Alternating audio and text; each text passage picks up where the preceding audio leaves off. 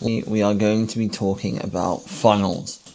Now, before you start asking yourself, why is Nathan wearing a coat? That's because it's cold and, well, I didn't want to turn the heating on. I just wear more layers. Anyway, let's get into it. So, with typical websites, you'll have stuff like, the About Us page, lots of pages, the About Us page, the services you offer. Pretty much any online business will have a website, not a funnel. I think websites have their use case. For example, I would probably say if you're looking at holding more of a brand front for SEO, for like Google reviews and stuff, you want your website. And funnels are more specific for advertising. So, for example, if we were to run, or we do run ads for our clients, we have one of our clients has a website, all of them do, where we create funnels for specific services or types of service. We create usually like a VSL of sorts to a booking page where they can book their appointment for that specific service, where you have like end to end, the ad is specific, the VSL and the landing page is specific, and then obviously to the booked appointment. It's just a really hyper-specific, laser-focused way to educate them on the specific solution, overcome any objection to purchasing, whether it may be trust, reputation, insert all of the above, And so I'm going to quickly go into, this is an overview of the different types of funnel. I will cover, in some detail with regard to paid marketing, the role of a funnel a bit more. But there are many, many different types of funnel. If you were to put into, Claude or ChatGPT, list all the funnel types of marketing, there'll be loads. You have, webinar funnels, case study funnels, linchpin funnels, which is a much more complex funnel. But the reality is, you're going to have to test a few. There's not, a one-size-fits-all method. To be honest, you have to understand that your job is to find a singular working recipe, and the recipe is funnel, ad, and then closing. So if you can get cold traffic to book into your funnel, you basically have unlimited money, because obviously you'll have to fulfill the thing, or we will fulfill it for you. If you can get a ROI where you put $1 in and get $2 out, it's the unlimited money glitch.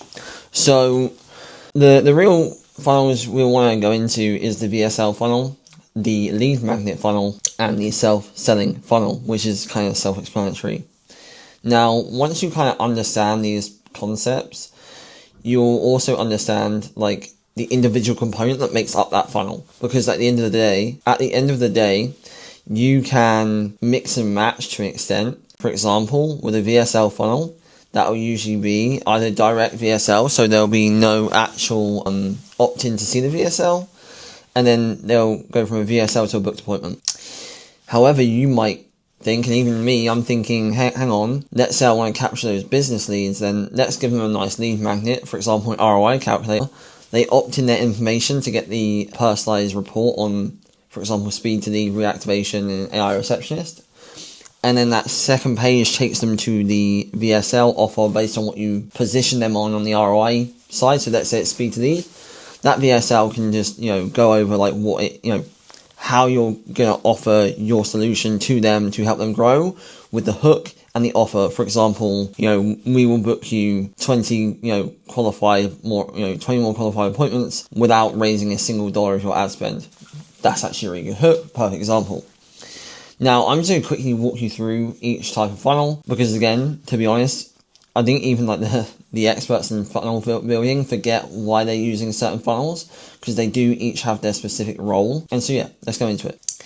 So you've got the VSL funnel. So the VSL funnel is the way I would compare a VSL funnel to a lead form or any form of lead magnet kind of free stuff, which is a lot easier to opt in.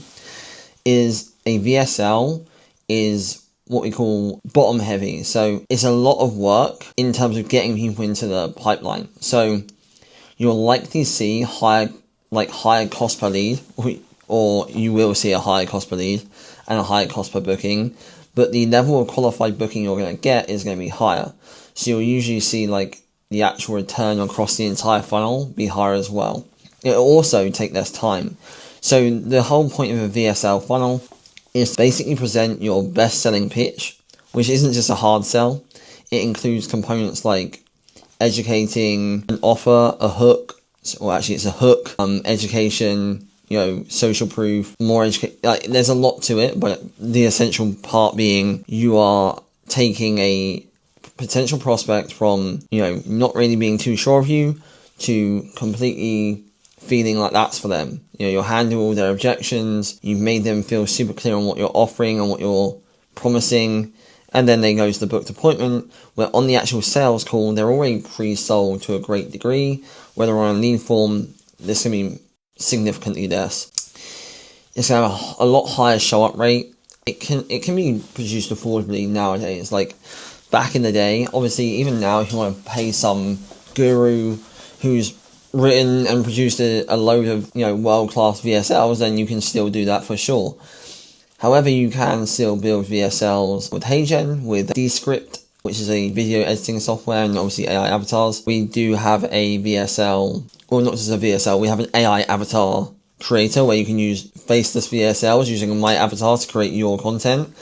Obviously, it's always ideal, I'd say, to be a human when it creates VSLs, because AI avatars don't really have the... If you're very good at speaking, then the tonality of a human being is still much better than AI.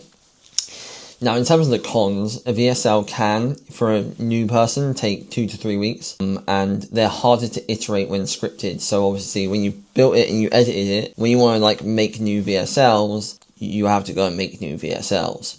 You can't just change a sentence because you already filmed it. As I said before, lower top of volume funnel, so it's a high barrier to entry, but it's not necessarily a bad thing. And it obviously requires time. We will, of course, add... we will take some good VSLs on the market and just, rip them from online, turn it into a script. You can use those scripts to run through AI to kind of create other scripts for your specific niche. The thing is with this, as I always say, is try and get your first VSL done. Don't try and perfect it. You're not going to learn anything. And that's the same with anything in marketing. Don't try and perfect it. Even with ads, you think that the best looking ads are going to be the best performing, but it's not necessarily true. Working in marketing for pretty much my entire adult life, I will tell you that every ad I see, I analyze all the time. So, some are good, some are terrible, but even the really terrible ones might give me a spark of inspiration of a new angle. But either way, it's really good to do this because you familiarize yourself with the process. You'll start to realize that actually, you'll be like, oh, I've never heard of a VSL funnel. Now I've told you, you'll start seeing, when you click on these ads, you'll see, hang on, that's a VSL funnel. This is a lead magnet funnel. And maybe that's some homework. Go away and actually take a look at the content you see online. Click on every somewhat relevant ad. Don't just... But, you'll see a lot of the guru ones. Pick them, and you can easily sit and tell me, hey, Nate, this one's a VSL funnel. And really start to think, why? The reason why I get so, muscle memory and a good reflex, what marketing is good. I literally look at every piece of marketing, even outside. If I see a marketing banner or in China, there's a lot of advertising on elevators. I'm always what makes this a good ad? What makes this a bad ad? What can make it better? Every single thing I see. And so, yeah, that's a good piece of feedback. And you'll see here, for example, this is a Paul one I saw the other day, and he says, usually in a funnel, especially in a VSL funnel, you'll do you'll either call out the audience, so you'll say X audience, and then we're going to solve this problem, or it's usually an offer, and then it follows the VSL. The VSL kind of captures what they said above and why. So you'll see here, only for agency owners, online coaches, and service-based businesses. That is the most unspecific targeting ever. If you actually think about, that's literally everyone. Everyone is either an agency owner, online coach, or a service-based business. Unless you do e-com, maybe. Stupid. So this is actually a really bad. This is a really bad funnel in terms of this area. And then even on the doc, it says how I scale my agency past 150k a month and book 200, 300 qualified sales calls consistently. That's also very long and winded. So it's too long winded. And the other thing is there is an over promise, an unrealistic promise. Trust me, this guy's bullshitting. There is no way, 200 to 300 qualified sales calls, it is you have to be a significantly massive agency to be able to do that, and I'm sure he's not, especially from the 0 case studies he has. And then, for example, here's the perfect example of like the difference. It's quite clear. This one's from Matthew. He's actually one of the students in Slack for EchoSetter.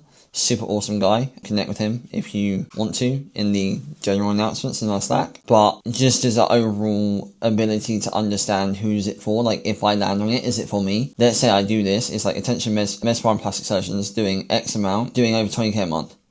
We'll send you 15 appointments in 30 days. You only pay if they show. Now, actually, his offer on his VSL is to do with not running ads. It's like the systems that it's AI, right? So your systems are on the right place. Either way, super clean, awesome. You then have lead magnet funnels. So everyone's probably aware of these. This is a free resource to a book call, and then usually because it's free, it's usually much lower lead quality. It's like people searching for freebies, and then you can kind of hook them on emails and this FOMO. The one thing I would recommend when creating a free resource is kind of like give them something to, like a mechanism that's kind of manual, or that they have to talk to you to like get on board. For example, if I was thinking of testing that, let's say I lead for the ROI calculator, right? Right now they can put all their information in and then they get their ROI calculator report via email. You could, in theory, add that to a book call where it's like, you know, to get the full thing, turn up to a call. Now, that might not work better. Every industry is very different. But the reality would be is you would, without providing them commitment, just give them the free resource, would be just give them the calculation report via email, and then you would send them to maybe some videos that you make on how it works. You could go free resource to VSL, so you can get like, hey Nate, you know, you could save X amount, here's how, watch the VSL, and the X amount could be like the amount that they found out they would save via their ROI calculator.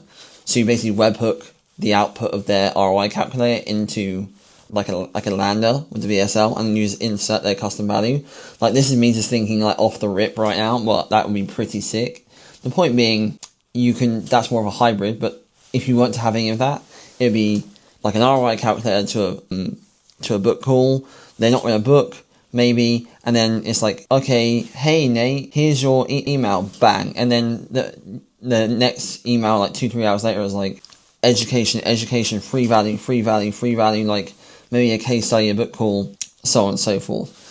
Now, in theory, if you have the ad spend, you could build an email list and the VSL, so have one lead magnet funnel and one VSL funnel, where if someone downloads or uses the free report on the lead magnet, you can then retarget them with the VSL ads and funnel via Meta. But why, pros and cons, right? So they're easier, they're cheaper to acquire lead up front. It builds an email list. It'll cover all things I'm saying at once. There's a high top of funnel volume, which is pro and con, really, depends how you want to look at it. Obviously, I have to film it. And again, so in terms of cons, yeah, it front loads conversion at the top of the funnel, so it's a bit of a vanity metric. There's longer sales cycles.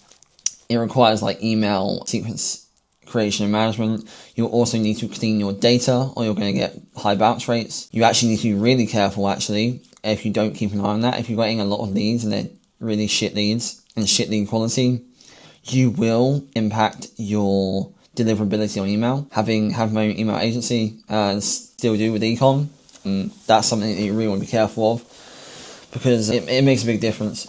So you'll see here the calculate your speed to lead. So this is a report we're building, something that will give you guys access to, where you can use that as a way to send personalized reports to your clients in a specific niche.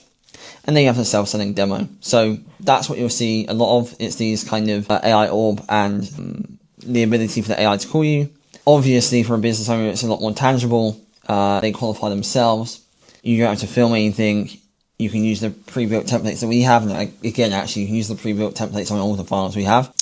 And it obviously includes the AI calling them, which is the thing you're selling, so it kind of sells itself. In terms of a con, it may not fully educate them on like the whole process. It can sometimes, based on the popularity of funnels, be difficult to draw from competition. For me, I always try and do stuff that other people aren't doing. For example, this kind of ROI calculator isn't really used much anymore, so it could be a new thing. That's the one thing you will have to remember. And something I will highlight in the module is like this one funnel could work like a machine and then not work so well in 2 months' time. So when people ask me like, oh, what's working? Well, it always changes based on niche, based on audience, based on the specific offer you're providing. So the whole point here is to understand each funnel so you can play around and understand your ICP better.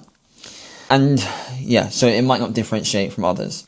So in terms of like the strategic approach that I've outlined, first understand each purpose of the funnel. So obviously VSL educates and pre-qualifies. It's more bottom heavy. Lead magnet is more top heavy. AI demo is super easy to launch, like really fast.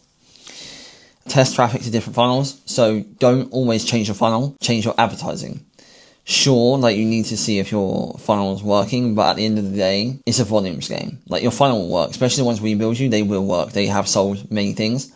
But the ad, creative, graphic, and hook on the front end can make a very significant gap between the effectiveness of your funnel because of the lead volume and the right lead volume, not the wrong lead volume. And then layer funnels maximum effect. So as I said, a few things that I think will work really well right now, especially with the changing of AI ads as a popularity, and what I see isn't really done much, is your lead magnets VSL to book call.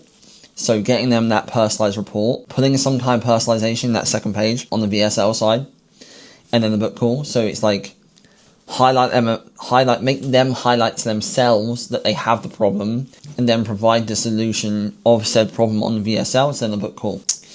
We then have VSL AI demo book call. So they watch the VSL, there's an CTA that's like, get a free AI demo. They fill in their information, the AI calls them, it goes to the next page, which is the book call, and then they can book the call if they obviously enjoyed the demo.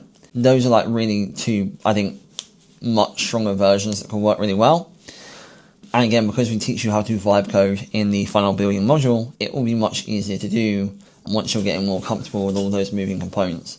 Because at the end of the day, obviously you already get the pre-done speed to the AI demo and self-selling AI that we give to you. So you just have to attach it to your ads and you're good to go. But yeah, bottom line, start with one funnel and then match the resources to test that funnel. So, however much ad spend you have, I would recommend no less than $25 a day. And then if you have more questions about specifics, like funnel specifics, or have like a use case which you're trying it isn't working, or you just want to run something by me, you can of course talk to me in school, put a post on school, and if you're part of EchoSetter, then obviously you can just message me directly in your Slack. Take care.